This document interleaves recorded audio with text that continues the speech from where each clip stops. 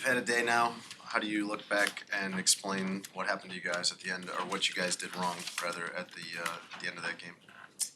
Yeah, I mean, I think, we have a day where we get to look at the bad and we get to look at the good too. It just kind of came down to one of those things where we didn't execute at the end and couldn't make a play to get them off the field when we needed it. And it's one of those things you got to do that in this league. But there's a lot of good things on tape as well. A lot of good things that were shown. A lot of um, plays that were made, and we got to find a way to make one at the end there, no doubt. Defense did seem to play well for most of the game. So how do you explain you play so well, you guys are forcing turnovers, and then at the very end, it's not there? What happens? Yeah, I mean it's the NFL. You know what I'm saying? Like this really good teams we play every week, and that's a really good football team. And I thought we executed really well, up to that point. And but again, that's the league. You got to be on your p's and q's at all times. And when it came down to it at the end, we just didn't make those plays. And but we came in and looked at it today, very detailed, and took accountability for what happened, and we'll be better for it. I really do believe that. I believe we got the guys for it. And I believe we're in the right places to do the things we need to do. Just got to make those plays when they come. TJ, you know what it's supposed to look like. I mean, you came from a team that did it. So what was missing? Why aren't those plays being made down the stretch? Yeah, I mean, it's one of those things to where again they're executing well. They're finding kind of some holes and things like that. But I think in general we just got to do a better job of keeping them in bounds, winding the clock, things like that. Things we practice. So it's not like never seen a 2-minute drill before. We got to keep detailing those things out as much as we can and finding ways to get off the field. At the end of the day, things that stop 2-minute drives are big plays by the defense, and we got to find a way to make those. With that in mind, TJ, your experience with the Eagles as part of that growth process and going through that is one of the benefits of having you here. Is there any that you can reflect on anything that happened there that's comparable to that to this situation where you've had a tough loss and actually benefited from it and gives you confidence that it can happen again? Is there anything in your past that? Yeah, I mean, only been in one Super Bowl, so I've had some times we've lost some games at the end of the year and things like that. So I understand what it feels like to lose a game that you feel like you should have won. And but at the end of the day, the only thing you can do in this league is grow. As soon as you start to feel sorry for yourself and start to point fingers and things like that, some stuff gets really bad. And we don't have the guys in here that are doing that. We don't have the coaches that are doing that. We got the right guys in here to build this thing and keep growing. And it's a tough pill to swallow, no doubt about it. We're hurt by it because we put a lot into it. Just like you guys in your job, you put a lot into it. So do we, and we expect good results. And unfortunately, we didn't get it. You're piggybacking off your experience with the Eagles. There's been a lot of talk about this team, the players and coaches learning how to win. Mm-hmm. How does that process, from someone who's been on a winning organization, how does that process work? How does learning how to win take hold with a group? Yeah, and I think obviously we're learning a lot right now in this process. There's been a number of games that we feel like we probably should have had, and but again, that's the nature of the beast. I feel like the only thing that we can really take from that is at the end of the game, someone's got to make a play, right? Someone's got to do something to change the game and things like that, and we got to find a way to get that done, no matter what it is, from special teams, offense, defense. Someone's got to make a play at the end to seal the victory, and we gotta find ways to do that, no doubt. You're good. TJ, I don't know whether you've started looking at him too much yet, but what do you make of Josh Dobbs and what he's been able to do with the Vikings? Yeah, I think he has obviously a little athletic ability. You've seen him make some crazy runs just from like highlights and things like that. You got a lot of respect for a guy who can just come in and kind of will his team to victory. I will take a better look at it today and these next couple of days. We kind of been looking. Just make sure we detail everything that happened yesterday and things like that. But no doubt, we got to be. It's a great team, that we're playing, and obviously we've seen them before and kind of have a good idea of what they like to do. But he definitely adds a different element for sure. When you went back and watched the tape of the final 4 minutes of the defensive play calls, do you feel like you were put in position to make those plays, and the coaches put you in that position to make plays? Yeah, no doubt. And at the end of the day, no matter what is called, the coaches can only do so much, right? It's down to us, executing our job at a high level. That's what the league is. You know what I'm saying? So there's never going to be a perfect call. There's never going to be it's just kind of how it goes. They got good coaches over there too. So, when we get those opportunities, no matter what we're in, and I think we're in the right position. We just got to find a way to make a play. We had 2 drives kind of there at the end of the game that we couldn't get them off the field, and that's kind of what it came down to. What's it like in that 2-minute drill for Detroit where it's starting to slide away from you guys? You can't sub because they're going no huddle. You can't call timeout like you would in a basketball game. You can't call timeout because that is counterintuitive to Right. game management in that situation, but you probably could use a second to collect yourselves. You guys are just kind of backpedaling at that point. Like, what's it like in the middle of that, and how do you fix that when you can't take a timeout to reset? Yeah, I mean, we do drills like that in practice and things like that to try to emulate that, but it's tough to in that environment to emulate something like that. But at the end of the day, like we know what we're doing. We get the calls before we go out, so we understand kind of what we think might be called and things like that. But yeah, it's hectic. You got to find it. That's when you really got to dig down, and that's when you're playing with everything you got to try to get a stop. You're giving every single ounce that you have, and there's a lot of guys that were just absolutely fighting out there, man. And unfortunately, it didn't go our way, and been on the good and bad side of that, and that's just kind of how it goes, man. It's a great league. You got a lot of good teams in this league, and at the end of the day, we got to find a way as a team to get out of that on the positive side, no doubt. So how do the rivalries, compared to, the East Giants, Giants in Washington, Dallas versus Packers, Lions, and How does it compare? You're saying? I mean, shoot, man. I've been a Bears fan for a long time, so I understand all the rivalries, man. I've been, what I'm saying. I've been in them for a long time. So it means a lot to this place. It means a lot to me. Obviously when you're with a team, I'm a Philly. Those games mean a lot and things like that. But this is down to my core right here. This is what I've believed in, what I grew up in. So that's something that'll never leave me. These rivalries mean a lot, no doubt. TJ, I don't think players look at it like this, but I'm just curious. Do you think the way you respond to that game Monday against the Vikings will say more or be more defining or say more about your team, where you're headed, than just one game? Do you think this is a bigger game because of that? In the context of the season. Yeah, I mean, it's a massive game, and I think to come off one like this, we're really going to find out who we are this week and find out, how much we can really dig deep and figure out if we can, go out and get this win. And I'm confident we can. Again, like I said, we got the guys to do it. We got the coaches to do it. We got those things in place. We just got to find a way to go out there. And there's no better place than, primetime Monday Night Football against another rival and go out and find a way to win, no doubt. Who are the big villains for you? NFC North guys. Big villains. Guys you hated besides Rodgers. Ooh, yeah, I was gonna say. I mean, that's big. I mean, just the Packers in general was tough for me, and that's just one of those where Mom made a lot of food that week. You know what I'm saying? That Sunday was a big feast watching those games. My brother was actually a Lions fan growing up too, so he would, there's a big time rivalry just in the house.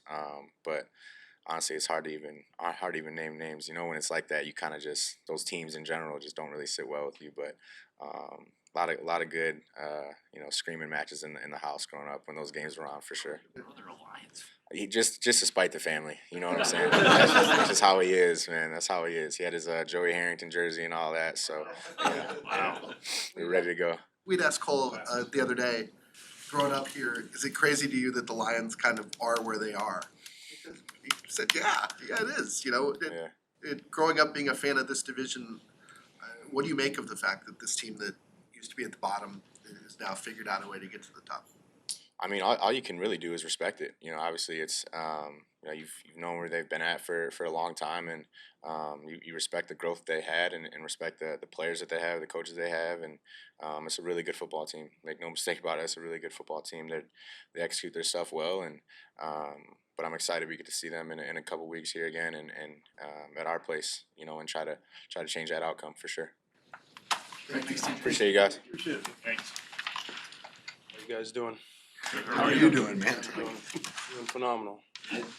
I'm sure that you have gotten angry before, but we have never seen it before yesterday. If that was anger, what happened? Yeah, so in the play, I had rolled and tumbled, and I just got up way too quick.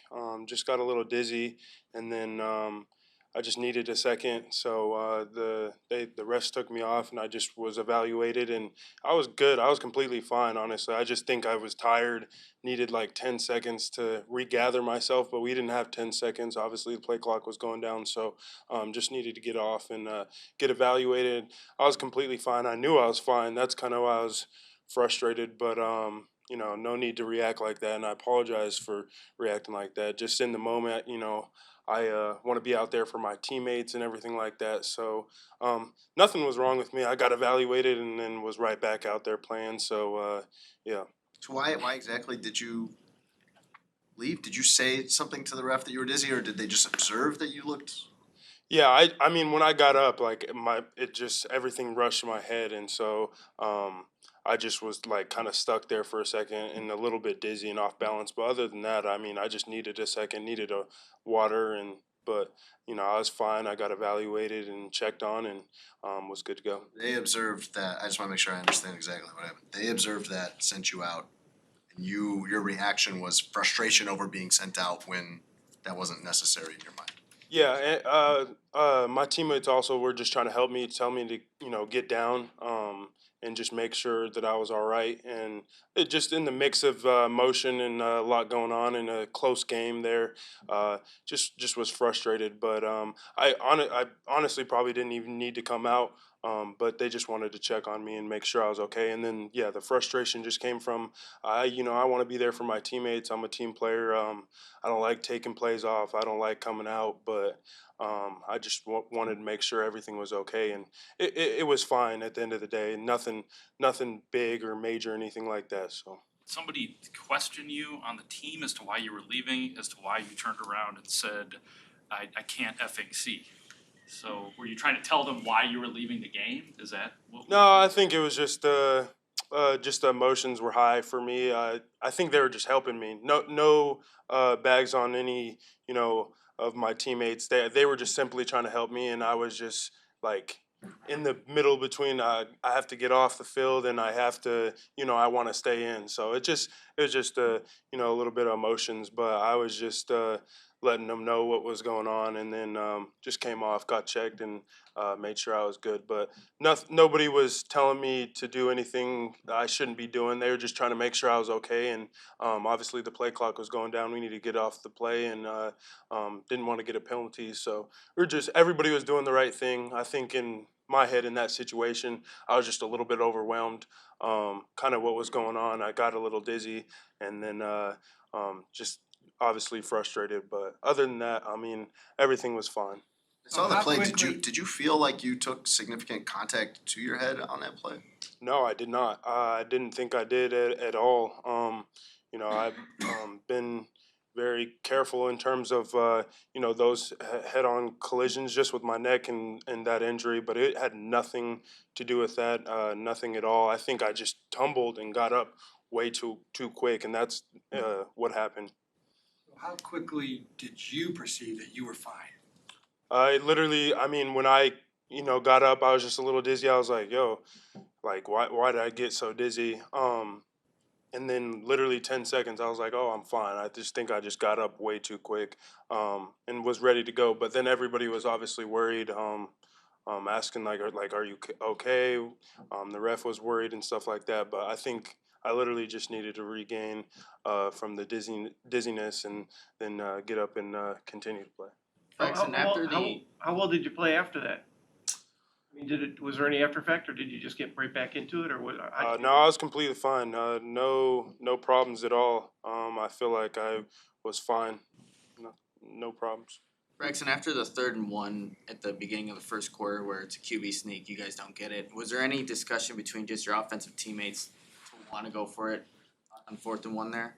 I'm sure there was. I mean, we kind of, it's kind of toss up in the air. I'm sure in that situation, obviously, in a tight situation like that, you can kind of go by either or, and you live and die by whatever situation you choose. So whatever happens there, we respect the call, and we're not going to question it too much. We just go about it and try and execute what he does call and execute whatever he gives us to do. So at the end of the day, I don't think there's much conversation about it. I just think, we trust that what he's calling is correct, and we go by that. What stuck with you as far as why that game fell apart for you guys? At the end of the day, everybody takes a part in a game like that. It's definitely tough. It hurts.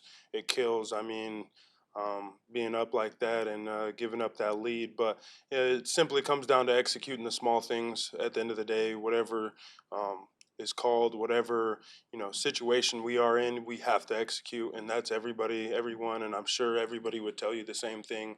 That is with me. I could have been better in that situation, could have been better down there, and when it's 2 passes in a row, I got to be better, and give him more time and everything like that. So everybody, probably wants to be better. I just think it comes down to execution, and we're just, still finding a way to finish those games and get a win in those situations. Braxton, I think there was a few snaps where Darnell Wright was actually lined up to your left. What do you like about when you have a guy like that on the edge there? Yeah, man. I mean, Darnell's, having him on my side, it's a cool combination. I think it switches up a little bit, keeps you multiple for defenses and stuff like that. But it's just a little package that we have in, and it's pretty cool to have both of us on one side for sure.